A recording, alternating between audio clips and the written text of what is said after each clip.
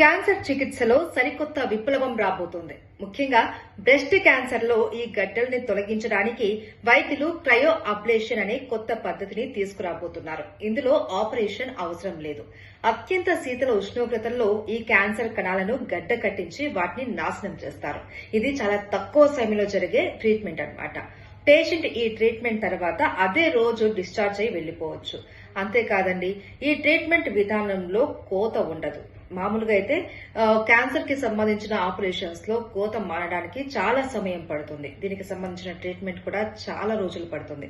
కానీ ఈ cryo ablation అనే పద్ధతిలో పేషెంట్ కి అదే రోజు ట్రీట్మెంట్ జరగడం, అదే రోజు డిశ్చార్జ్ అయి వెళ్లిపోవడం కూడా జరుగుతుంది. అంతేకాదు, నొప్పి కూడా చాలా తక్కువగా ఉంటుంది. సో దీనివల్ల పేషెంట్ చాలా త్వరగా కోలుకునే అవకాశం కూడా ఉంది. అయితే ఇది బ్రెస్ట్ క్యాన్సర్ కి మాత్రమే కాదు, మరికొన్ని క్యాన్సర్ కణాలకు సంబంధించి కూడా వీటి మీద ప్రయోగం జరుగుతోంది. ఇది ఒక సక్సెస్ అయితే చాలా మందికి ఈ క్యాన్సర్ పేషెంట్స్ కి ఊరట లభించనుంది.